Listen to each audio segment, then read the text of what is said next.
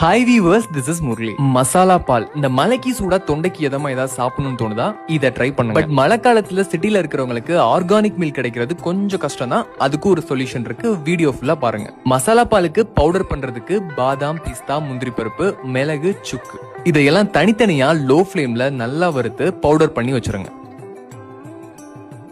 So இதுக்கு சுத்தமான பசும்பாலுக்கு நான் வீட்ல இருந்தே ஆப் மூலியமா ஆர்டர் பண்ண அக்ஷயகல்பா ஆர்கானிக் கவ் மில்க். ஆர்கானிக்கான தீவனங்கள் போட்டு வளர்க்கப்படுற மாடுங்கள்ல இருந்து தயாரிக்கப்படுது இந்த பால். ஆன்டிபயோட்டிக், கெமிக்கல்ஸ், இன்டியூஸ்டு ஹார்மோன்ஸ் எதுவுமே இல்லாத இந்த பாலை அக்ஷயகல்பா ஆர்கானிக் ஆப் மூலியமா ஆர்டர் பண்ணி டைரக்டா நீங்க வீட்டுக்கே டெலிவரி பண்ணலாம்.